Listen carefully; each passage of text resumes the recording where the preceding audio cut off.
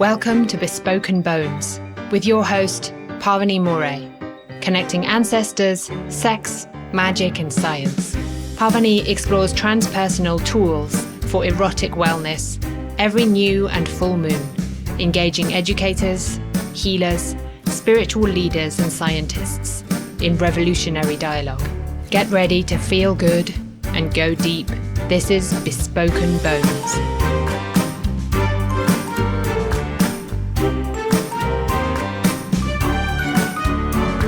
Hi, and welcome to Bespoken Bones, Ancestors at the Crossroads of Sex, Magic, and Science.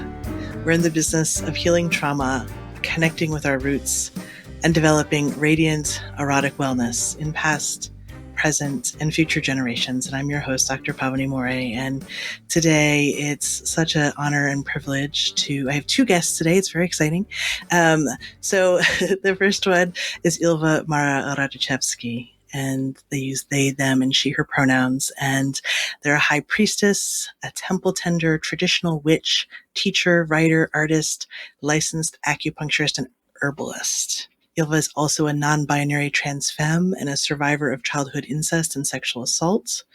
She currently lives on occupied Duwamish and Coast Salish land, now named Seattle. Ylva is a white person of Slavic, Polish, Balkan, and Romani ancestry, born on occupied Tequesta, Ice, and Giga land, now named Florida. And Kiki Robinson, who uses they, them, and she, her pronouns, is a witch, artist, tarot reader, freaky star being, and psychic medium. And they started building their professional healing practice in 2014, but she's always been a witch and expressed the fierce magic of their ancestors. And they carry Irish, British Isles, and Romani diaspora ancestry in her body. And they are a multidisciplinary artist and dancer. And her intention is to embody and channel the divine through their creations. And she lives on occupied Duwamish land, also known as Seattle.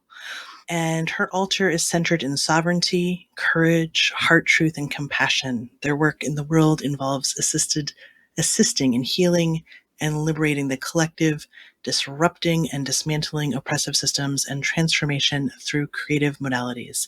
And they are deeply committed to community healing and magical activism. So, Ylva and Kiki, welcome so much to both of you. Yes, thank you for having me. Thank you so much. Yeah, it's such a treat to have you. And your collective website is livingaltar.com. We're going to talk about what the Living Altar is a little bit later, but I just wanted to give folks the heads up that they can find you at livingaltar.com and find out more about you, right? Awesome. Thanks. Yeah. And would the two of you like to open with a prayer? Yeah. I'm going to prayer talk. And then Ylva, you can... Maybe I'll just kind of sing along behind you when you pray talk. That sounds good? wonderful. Okay. Okay, awesome. So I just call to spirits of grace. I welcome you into this space. I thank you for this time together.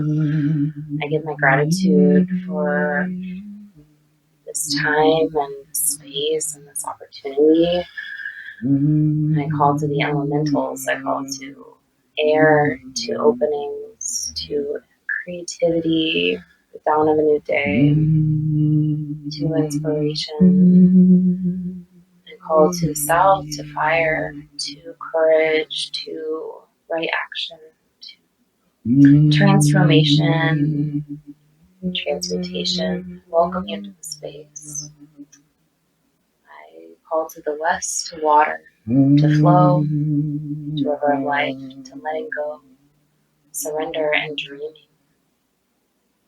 And I call to the north, to the ancestors, to the bones, to rootedness and groundedness, boundaries, relationship. I welcome you. I give my gratitude to the spirits of land and place, to our ancestors who came before us and who will continue on and within our lineages. I compassionately disinvite any energies, thoughts, ideas, beliefs, spirits that will not best serve this work at this time. Be guided and find your light elsewhere for the time May it serve you and serve you well. Just call the blessings of sovereignty and grace and deep connection to creativity, to expression. And I just say this container, this prayer, this intention is now set. So it is. So it is. And so it is.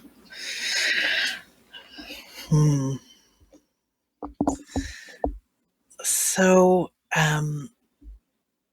Kiki, I'm gonna just go back and forth because my sense is that just this wealth of knowledge that the two of you are holding. So I'm just gonna go back and forth. So, Kiki, would you talk a little bit first about magic? You just said a prayer. Would you talk about magic and what it means to you, and how does your magic express itself? I see magic as living. So I see it as alive and sentient. And I do see it as something that comes through the divine, through spirit, through the ancestors, through the spirits. And it's, it's interesting to like put words to it because it's not something you can necessarily see, but you can see the expression of it. And I think about it with art in particular, because I've been creating since I was like 4 years old, and my mom is an artist, and so I was like around it a lot.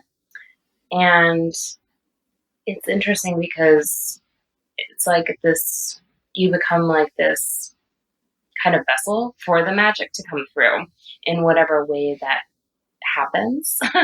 And I see it a lot with like people who are doing like music and dance and expressing themselves in these really beautiful ways. And I see that as magic. It's not just, creating ritual, but like the act of creating and expressing through an artistic process is a magic in itself.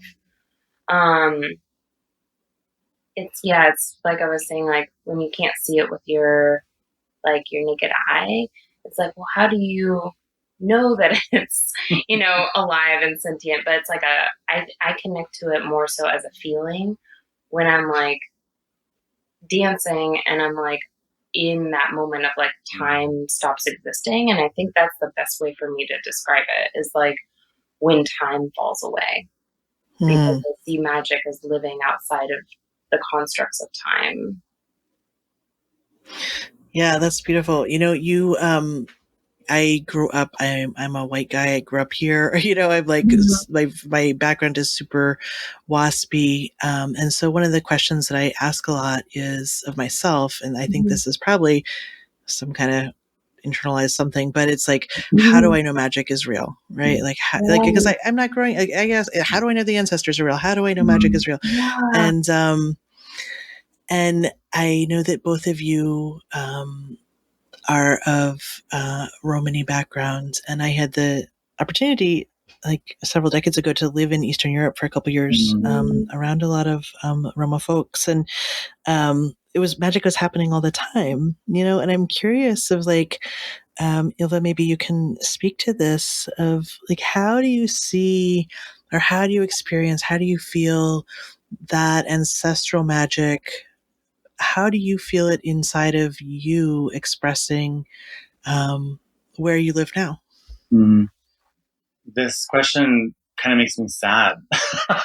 Yeah, totally. Kiki and I actually talk about this and lament about this a lot. And I think a lot of this is the motivation for our art collectively to the living altar, as well as trying to understand the ancestors and try to remember how to be remembered. I'll speak from a place of naming that for myself, but I feel like we work through that a lot, and I want to identify the fact that I'm raised outside of my cultures. My family assimilated 2 generations ago when they immigrated from Eastern Europe as part of as part of their own diaspora. on my mom's side, and we weren't raised in culture. We were raised with customs and like family traditions that we didn't have names for, and we don't know the nausea or the taboos, and we were always raised with the knowledge that we're Romani and that we have this connection to this larger community, but we don't have the means by which to name that. So I want to acknowledge, like, I didn't grow up in culture. And with my father's side being Polish and my father being an immigrant, in the, growing up in that household and growing up in those communities, is where I actually experienced a lot of my ancestral culture, even though I didn't speak the language or grow up with Slavic culture in the house specifically, outside of what my dad and my grandmother would do. But so I would just mostly observe, and I feel like how I find that in myself is I just remember the ways that despite the efforts of my family to assimilate for whatever reasons, and despite my Romani family's, assimilation into Gajaness, and despite my father's assimilation into colonized settler American culture from Poland, there was always something different about the way that I felt in my family and the way that I felt about, I guess, myself. And I feel like there's always been somebody talking to me. And I think through magic is how, like, through remembering magic and through seeing, like, I grew up in a Slavonic Catholic household. My dad and my Polish side of the family, and my grandmother was, on my mom's side, was very Catholic as well. And so I grew up with concepts of miracles, and I grew up with concepts of spirit and divine intervention and prayer and ritual. Everything was prayerful and everything was ritual. Both of my grandmothers prayed liturgical hours, and I feel like I watched as they prayed, and I heard as they prayed. I watched the ancestors move through them. Like, I didn't see Jesus or Mary or Saint Sarah or Saint Anne or Saint Jude or Saint Anthony. I didn't see those spirits necessarily, but I saw the ancestral voices, and I just followed them through. And I believe as witches, we draw our connection to spirit through the land and through the elements. And, I grew up in a swampy territory in Florida, and the spirits were so vibrant and vivid, and making relationships to the spirits of the land, no matter where you go, I think is important, particularly for those of us who benefit from settler oppression.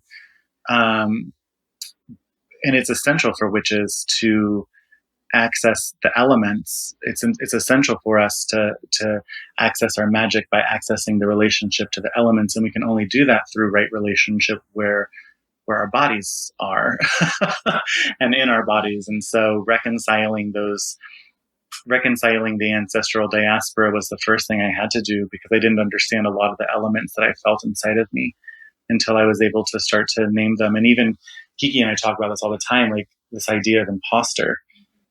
Being folks who were raised Gaja and folks who were raised outside of culture, even hearing from folks in culture to say, like, oh, well, we're taboo. Like, Kiki and I are taboo for Romani folks because we don't know the language, and where we might have customs that our family continued, we don't know how to call them, and we don't know how to place them. And identifying also, this is something that a friend of ours, Jasmina Von Thila, says, like, Roma folks aren't inherently magical, but there is something about living in culture and recognizing the ancestral traditions as magic that, when we're raised outside of culture because of diaspora and assimilation, a lot of it is simply just trying to remember how to feel those things, and then maybe or maybe not we get to name them.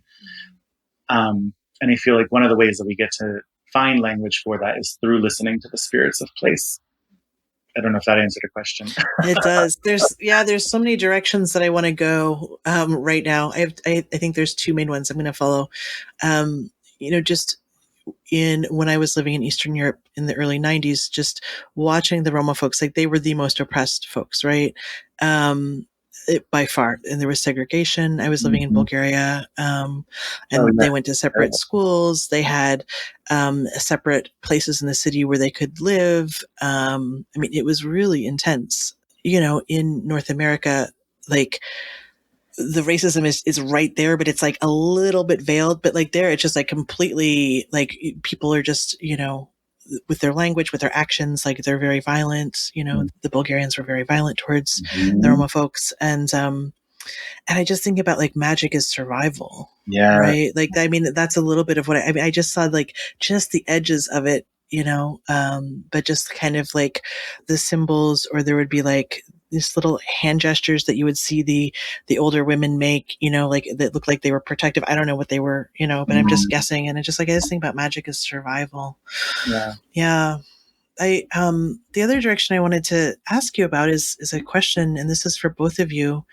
Kiki, where did you grow up? First of all, let me ask you. I grew up in the greater Seattle area. So Okay. I grew up about 40 minutes east of Seattle. So yeah, I've been here the whole time. Okay. So, all right. So good. You'll maybe have different perspectives on this question. So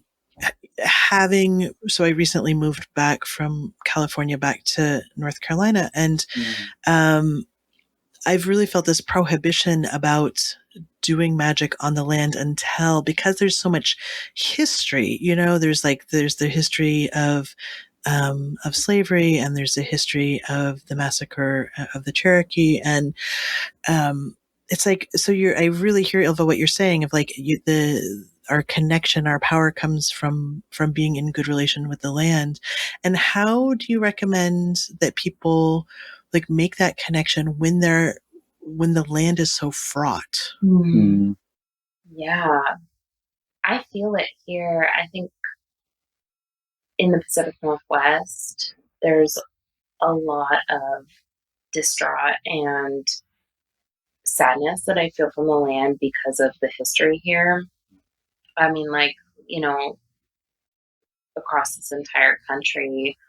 But the Duwamish people, they have, you know, they're not federally recognized. So they can't even, you know, they were completely pushed off their land. And so there's continuing of that fight here. And yeah, I mean, I think that making reparation is like one of the ways, you know, we do it with our altar services. You know, if we're on this land creating magic, providing ritual and service, then, you know, like the best thing, like in my experience, I think, is like creating reparation and financial reparation, and approaching the land with reverence and honor, and that it's a privilege, you know, I feel very like I have a privilege to be here, and kind of approaching it that way instead of like or like it's like it's not expected, you know, or like it's without expectation, without entitlement. Yeah, I feel similarly, and I think it's important to acknowledge. I mean, for me, I identify as a white person because that's how I'm raised. That's how I move through the world, and it's the primary root of my personhood. My family assimilated into whiteness. My father's white and from Poland. And so identifying that me as a white person talking about this question and trying to answer this question is pretty complicated.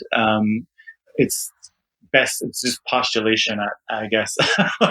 But I feel that if our magic, as folks who settle occupied land and unceded territories, if our magic is not rooted first in acknowledging the continued struggle that our presence perpetuates, then we aren't actually performing magic. We're stealing and we're taking energy. And I feel that magic is a collective experience, and its intention is for communal liberation. And I think that folks outside of the cultures of the lands that they live on can only do so much in regards to support and healing energetically. through their craft, and what can we do instead? What resources do we have that we can tap into, and what kinds of spells and rituals can we perform that empower the resources we have to be accessible and to open the ways for the benefit of those privileges to be able to be leveraged in support of the direction that here as an example, the Duwamish and Coast Salish folks want that energy to go if they want it at all. I think approaching our work as witches on colonized and unceded lands from a place, like Kiki was saying, without expectation or entitlement also means when we make a prayer and cast a spell, we don't do so with the expectation that the spirits of the place are going to actually do anything about it. So developing a stronger relationship with our own ancestors and understanding their struggle and understanding their journey and building altars of our ancestors inside of our bodies so that they have a place to live, because they are already inside of us, I think. Particularly, for me as a Slavic person, I believe that. And so developing that relationship internally first. There's also not an answer, right? I mean, there's a lot of different thoughts, and First Nations and Indigenous folk, they have their own voice in this conversation. But I think for us as folks who are not Indigenous and Indigenous to this land, it's important that we check our place in it. I also did a pilgrimage to Poland. I had the privilege of resource at the time a few years ago, and my father had actually passed away, and that's a whole other conversation. But when I went to Poland to take his ashes back to the Baltic Sea, I was given by the spirits a handful of sand, which I don't know if I'm actually supposed to say I have. So I'm just going to say it was given to me, and I'm not going to confirm or deny if I still have it. I don't know if that's like illegal, but I think that if you are able to have ancestral, what do you call them, like artifacts to place on the altar, that's also important because it can connect you. Well, also think about like connecting to your ancestral land through your body, that like our bodies are made of the ancestral homeland, and like going off of what Ylva was saying, like thinking about connecting to your ancestral homeland and land through your body. If you're, if our bodies are an altar and we're made from that ancestral homeland, like really connecting to that land inside and the ancestors in our bodies. Yeah, that's beautiful. I think it's key too for folks who come from diaspora.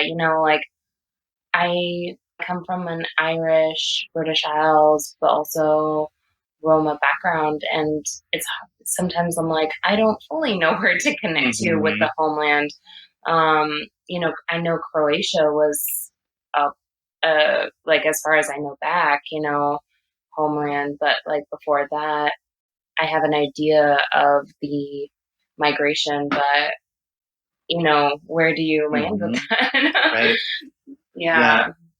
As diasporic people, when we think, and as witches, when we think, oh, witches draw power from land and place, but also carrying diaspora in our bodies, what is land and place to us? Like, what is a homeland besides our body and our stories and our songs and our practices and our culture? And I think that's also part of, we were speaking, I don't know if this was part of the official interview or not, but we were speaking about how like being of Gaja raised Roma ancestry or descent, we are taboo because we don't carry those stories. We don't carry the knowledge of those stories or the knowledge of that homeland in our mind, but our body still remembers something.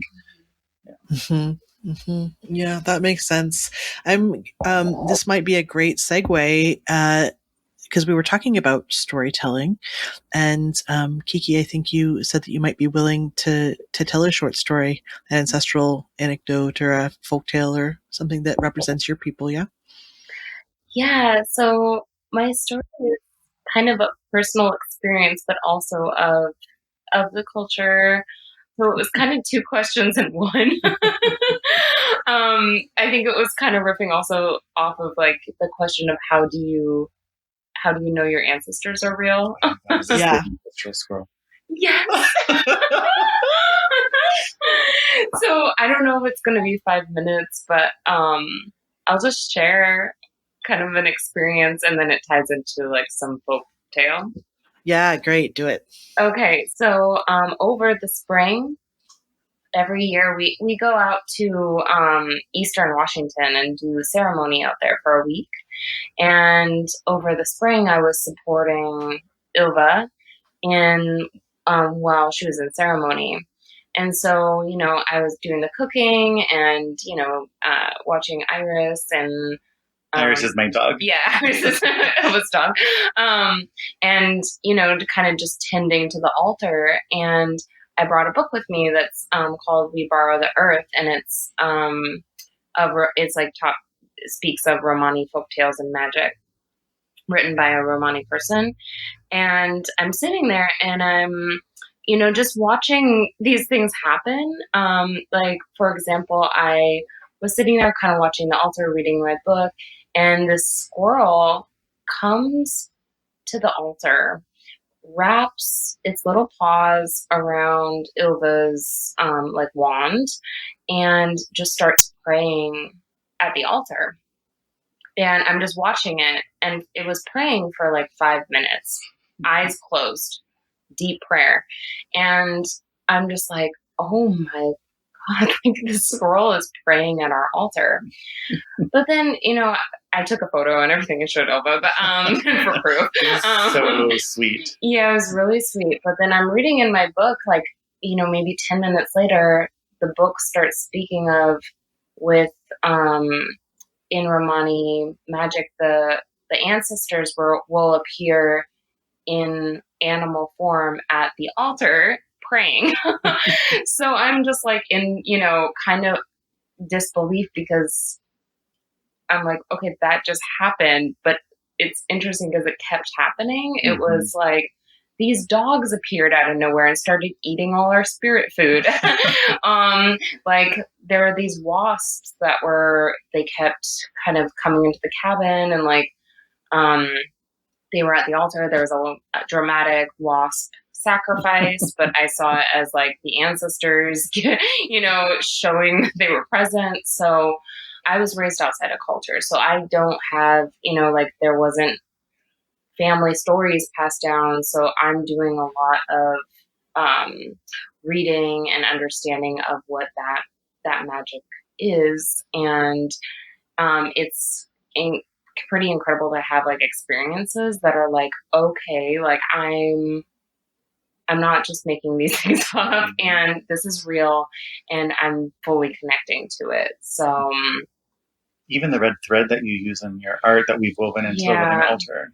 Yeah, they've given me full on recipes before too. Like I'll be at the grocery store and just kind of disassociate, and then I'm leaving with things to make a cake, and I'm like, well, I guess I'm making a cake.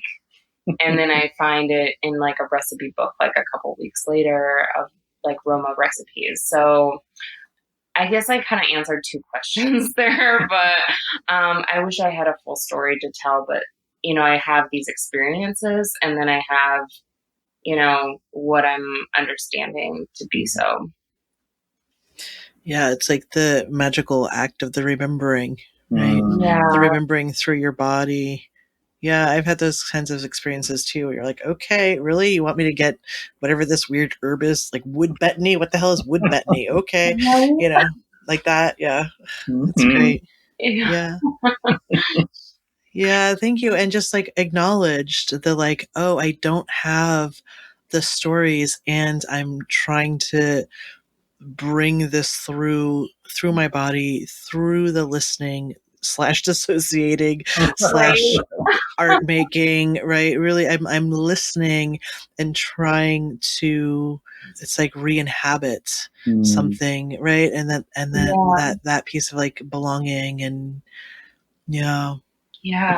One of the questions that you asked us is, how do we know the ancestors are real? Yeah. And I think about like in this conversation, though we don't have the stories, it's very apparent that those stories are finding us, and the circumstances of those stories and like the roots and origins of those stories are unfolding in our daily practice and our daily experiences. And that's one of the ways I think that we all can listen to the ancestors, is just pay attention to what is happening for us and what does that mean, and can we receive answers about that meaning without a need for authentication, right? Can we listen to our bodies and the way they respond to the ancestors?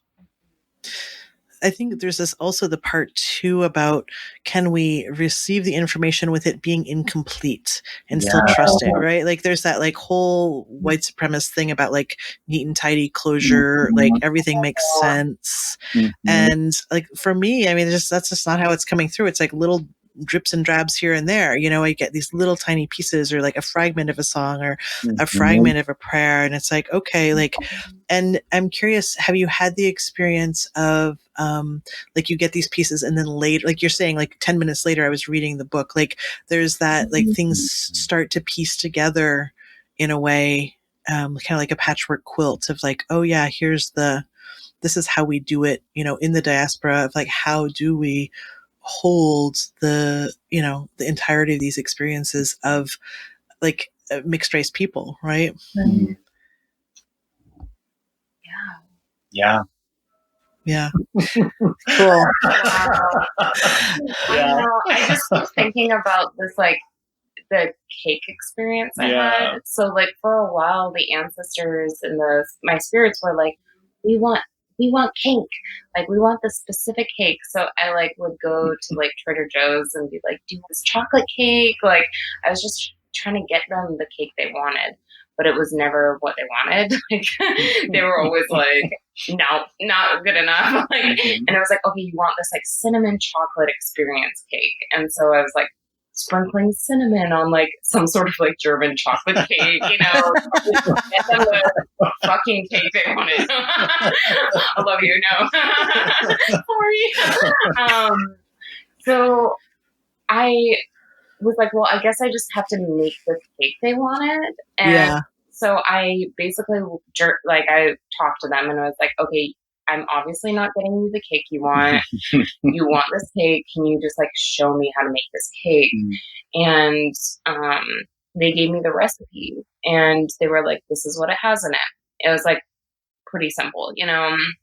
And so I make this cake for them and they're like, yay, we love it, you know, rejoicing. And then like, I think I told Ylva about it, and Ylva was like, oh, well, that's the cake my Nana used to make. It's called a simple cake. And then I found the recipe, like the exact recipe in a Roma cookbook. And I was like, okay. And what was wild is like Kiki made this for us when we were working on the living altar. We went away for a weekend and I was like, there's something, like my grandmother did this, there's something else I couldn't remember. And then finally it hit me. My grandmother used to make like a sugar crumble to put on top of it. And I was like, oh, there's like a sugar crumble. And then you looked and the recipe was like, and then you could add this sugar crumble. And we were like, what? So they keep us well fed. They might not give us stories, but they give us food. I mean, it's, you know, like if you gotta have your priorities. Like, no, they gave me like a soup recipe, and ever since I just call it ancestor soup because like I actually don't know the name for it, but I know I found a recipe for it. But yeah, they're like, we love our soup, we love our cake. Give us our. It's interesting, you know, because it's like I feel like the thing that you're saying, Ylva, of like our ancestors are inside of us, and on the cellular level, absolutely right. And so like when we eat the foods that they ate, like it wakes up something in us. Yeah. So real. Yeah. Absolutely. Oh my god. Yeah, that's great. Thank you.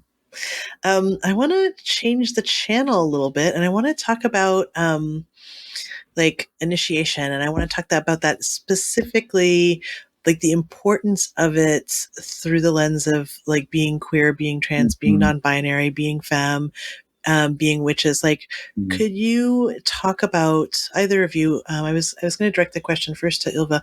Can you talk about the ways you've personally experienced initiation and the, I don't want to kind of make it all goal oriented. I want to say like the impact it's had on your life, but I don't want to make it like that. It's like, how have you experienced it and what's changed in your life afterwards or kind of ongoing? What's coming forward in my mind is very different than what I thought would happen with that question. I remember growing up, my grandmother was epileptic. My grandmother, who's of the Roma diaspora, she was epileptic and took medications her whole life for it. And she had seizures since she was a child. My grandmother was also one of the most devout Catholics in the family. I mean, she prayed the liturgical hours. She never left home without rosaries. Like, literally, you look in her purse, she had 2 rosaries. She had a bracelet rosary. She had a finger rosary.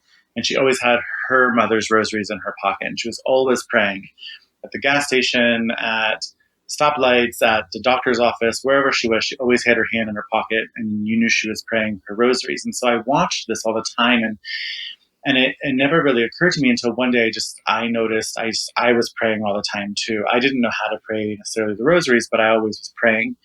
And growing up, I would have these fits where I would, and I learned later that they were, I think, called petit mal seizures, where you just go blank and you don't move and you just stare. And it could last moments and it could last hours. And I used to get them all the time as a child.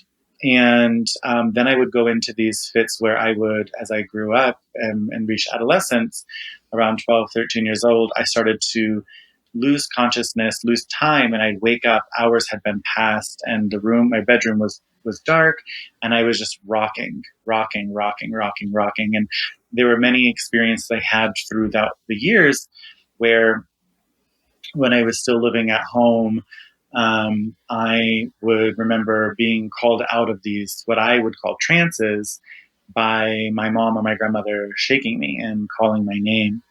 And I never had context for it, and we never knew what was going on. Nothing ever came back medically.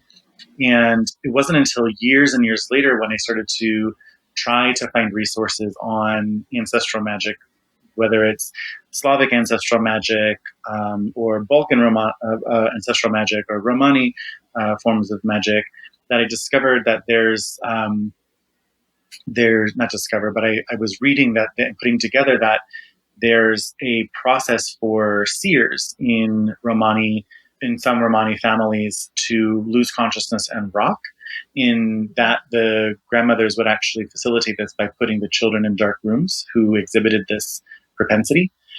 And so it just kind of got me thinking, like, oh, what are all the other initiations I've experienced in life that have been undirected or have not been supported? And I think as queer people, like, I think about that a lot for myself in having to explore my own sexuality growing up in a small, swampy little town, not even understanding what gender was, but knowing I was not male, though I was assigned male at birth, and knowing that having certain genitalia didn't mean what people said it meant, but not knowing how to have language for that. And I think, a lot of, I don't want to make an assumption for queer and trans people, but I feel like I hear this a lot, where we don't have not all of us are blessed. Most of us aren't blessed to have supportive community. And oftentimes we have to run away towards communities to get the language that we need.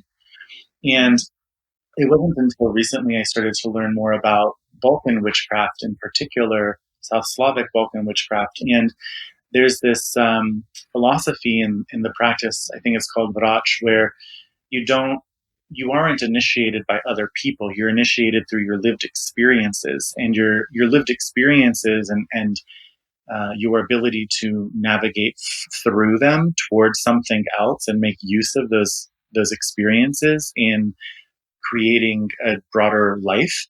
That's your initiation, and people can witness that, but nobody can give that to you. And if you want to learn a specific thing, then you go talk to somebody who knows that thing. And if they want to tell you, then they'll tell you. And if they don't want to tell you, then they're not going to tell you. because everybody has their own line. Everybody has their own bottom line. Everybody has their own relationship with themselves. And I think about that a lot in terms of gender and being trans and being also a chronically ill person. It's like, you know, how many times I don't know, but queer people and trans people, we're initiated daily. You know, leaving the house is an initiation of courage and resilience. And when I think about hierarchical oppression, like that daily resilience, that daily remembering of strength is so underplayed or compromised by oppressive culture, because it's what gives us our ability to move into life and through life. So when I think about being like the queer magic and trans magic, I just think like, though, you know, some of my students are like, oh, they're new to the craft. And I'm like, that's wonderful, but you're not new to your life. You know, how many moments have you survived? How many experiences have you navigated through that taught you your lessons, that, you know, that honed your instinct and your intuition? Like that's your magic. No one can give that to you. I don't know if that makes sense. What do you think? Well, I think about something you actually said. Cute. In an initiation we were going through in school, and it was, well, initiation is showing up to yourself. Mm-hmm. And I think about that as well with like, you know, being a witch, being queer, being non-binary, being femme, you know, it's like we're existing between the worlds in so many ways. We're existing in the veil, and it's inherently disrupting those systems. Mm-hmm. So our existence, our very existence is disrupting. It's subverting. It is dismantling. And when we show up to ourselves, then we initiate into that power. Mm-hmm. Mm. I love this reframe on initiation. And I love the queerness of like, oh, of course no one else can give this to you. Yeah. Mm-hmm. Right. You can only give it to yourself. Yeah. It's like there's just so much agency in that. Wow. I think about when I came out as trans and when I came out as queer to my family, my mom's response was, oh, that's because your uncle and your father. And, you know, my uncle and my father are my perpetrators of sexual violence.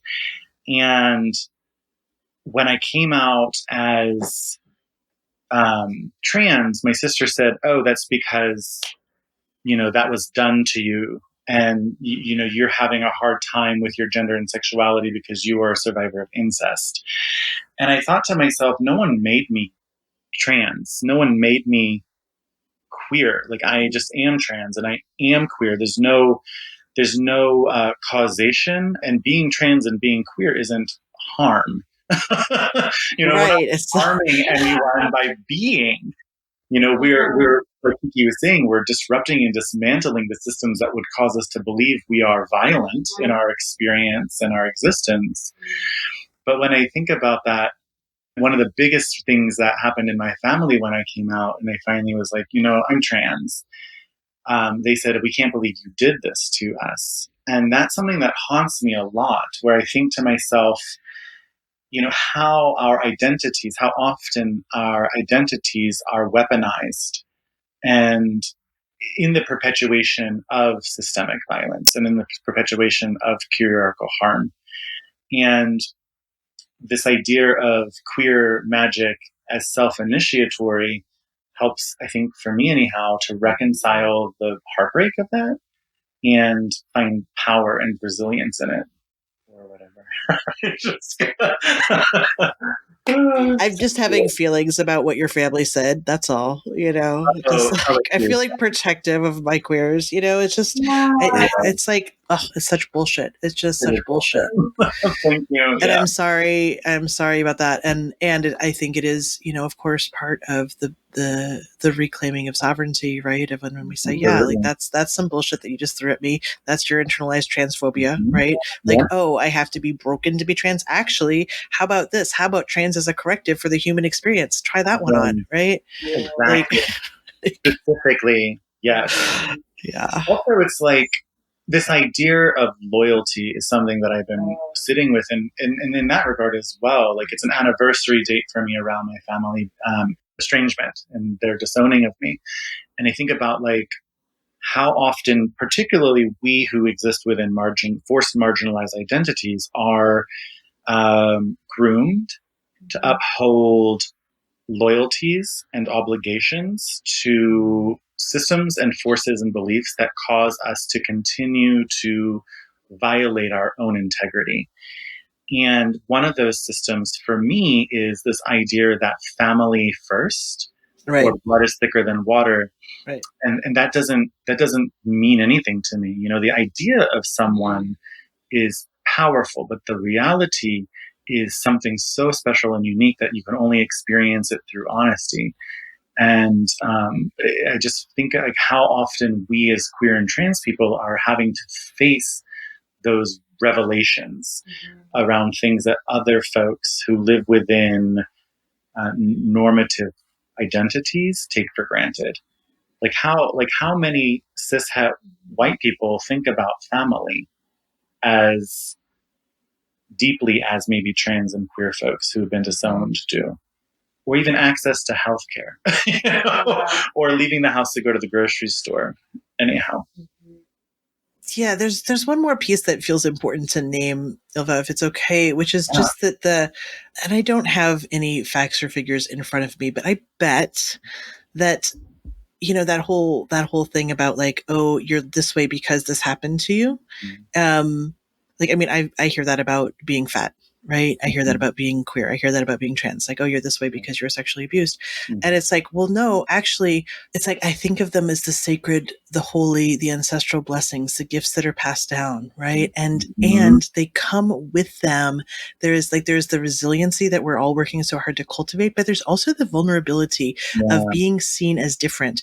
And so like, and that's what predators feed on, right? Like they feed, like, and so it's like, how about we hold it like that too? You know, like it's not because of these things that these things happened, which is a very intense form of victim blaming, right?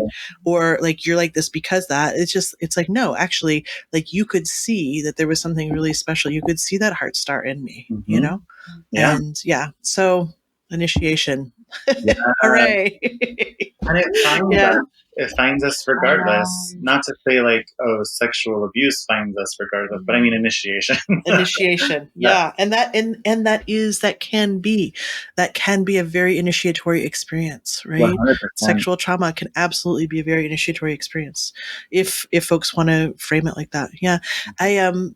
I want to move towards two things. One, I want to ask you to sing. Would you be willing to sing, Ylva? Yeah, I'd love to. Yeah, and then I want to talk with you all about your project and what you're doing. So just tell us a little bit about what you're going to sing and why. Yeah, I think from that thread of conversation, I want to sing a Polish song called Oszczeko. I don't speak Polish, but I'm Polish, so please forgive me, all of your listeners who are Polish and grew up with the language. And this is a song about the river.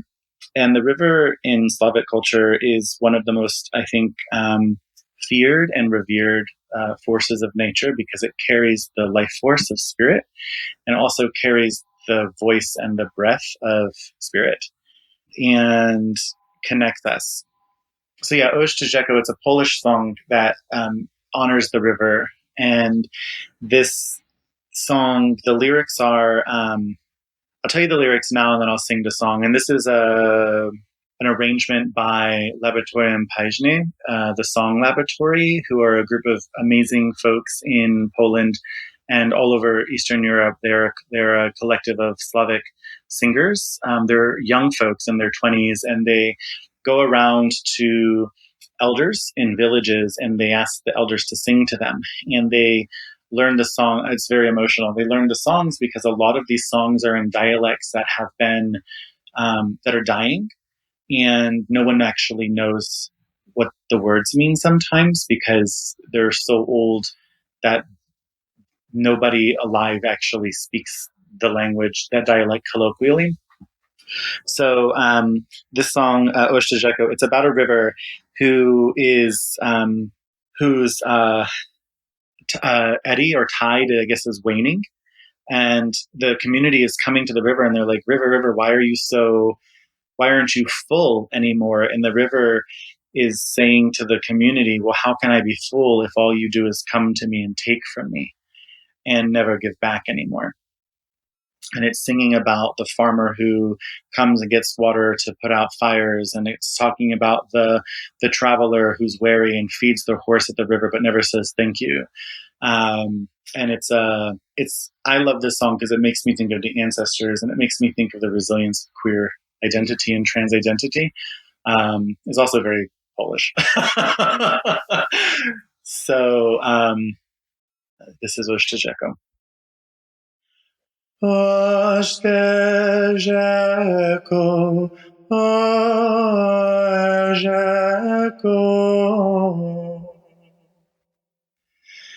czemuż ty niepełna?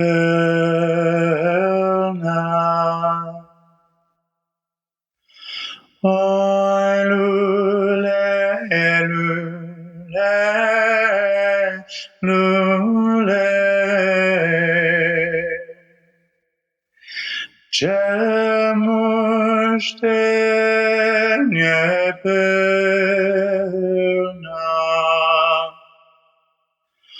O, żadziesz niepełno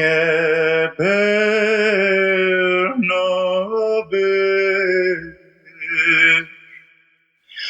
Ludzie, co wody pić.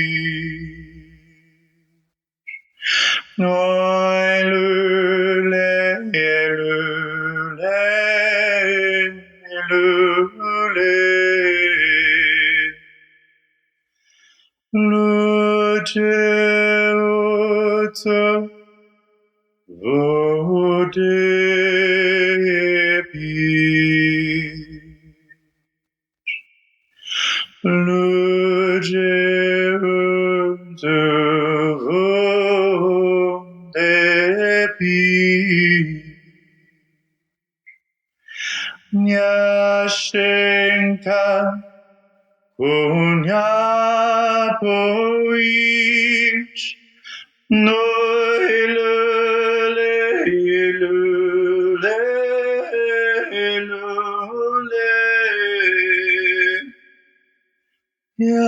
Jasienko konia poić, Jasienko konia poić.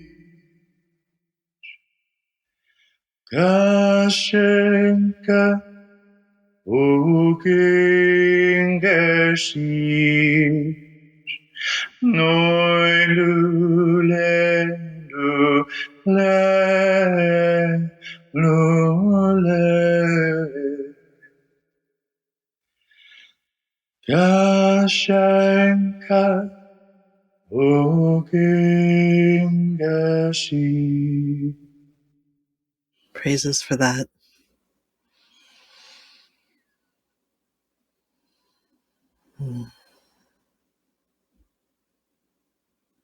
So important to know the songs and the prayers and to bring more voices to them. Thank you. Yes. Yeah, I want to end with talking a little bit about your project that you are working on together, and to hear just in your words, like, because it's seemingly really rad and cool. I just want to hear, like, kind of what is it and what can we expect, and all the things. Yeah, so the Living Altar, we began this project, it'll be 2 years in December. And it started with the creation of an oracle deck that is based on the Witch's Wheel.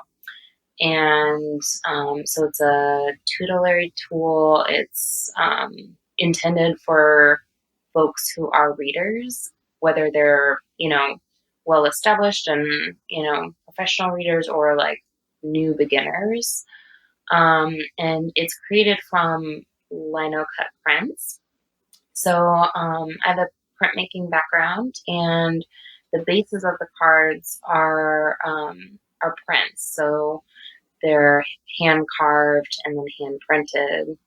And then on top of it, we collaged living matter. Mm-hmm. Each card is a spell. And they are intended to be used either in ritual or even just connecting to the spells themselves. So we've been working on this, and we're about to launch on Sunday, actually. The living altar also is ritual services. So through this process, it kind of it began to turn into, I don't even know what the word is. I'm like, it's like a ritual art experience. Because we also started creating different, I don't even know what to say, like multimedia spells. Yes, we started creating these ritual services, and the ritual services we do every Monday. It's for the intention of community and showing up to community and supporting community, and they're in resistance to the supremacies. So they're centered in banishment and in curse unraveling and protection, staff breaking, and then uplifting the prayers of those who submit intentions. And then out of that, we also created video spells. So we create ritual to give to people. We're like, okay, this is a ritual you can do, and here is the spell from this ritual that we already did and went through and uplifted your prayers from. And they can view that as often as necessary. Mm-hmm. We're working on a title, but we're thinking of calling it just the Community Grimoire. And the ritual services and the spells and the grimoires. The grimoires are free. The spells and the grimoire are free, and they're available to anyone. But the ritual services are specifically intended to serve and uplift those of us who are made most vulnerable by systemic oppression. So we will center basically everybody besides those folks who are cishet and white presenting, unless there is another identity that puts them into a marginalized state, like being sex workers or disabled or chronically ill without resource. That's so beautiful. And so the deck is available, and you said that there's details on your Instagram. What is your Instagram? It's at The Living Altar. At The Living Altar. Okay. Yeah. Great. And there's probably also more info that folks can access on your website, which is livingaltar.com. Yeah? Yeah. And the Instagram handle is the at symbol, The Living Altar. At The Living Altar. Yeah. Got it. Cool. And you also both do one-on-one work with clients, and folks can schedule through the Living Altar website or through your personal websites? Through our personal website. Through your personal website. Yeah. So tell us what they are. So mine is www.opulentwitch.com. And mine is www.traditionalmagick.com. Magick, M-A-G, how do you spell it? M-A-G-I-C. M-I-G-I-C. Okay, got it. Awesome. Well, I just really want to thank you, Ylva, and thank you, Kiki. It's been such a delight and pleasure to delve into these topics with you today on Bespoken Bones. And I'm really grateful for your time. Oh my gosh, thank you. Thank you so much. Yeah. And I just want to thank everybody for listening to this episode of Bespoken Bones. It's really good to have your ears. And if you feel inspired by what you heard, you can also check out my latest project, which is an online school for transformative sex, intimacy, and relationship skills, which is called Willcelium, launching later this year. You can find us at Willcelium, WELLCELIUM on Instagram, or willcelium.org. And I'm Pavini Moray, and I will be back every full and new moon with more embodied goodness and ancestral wisdom.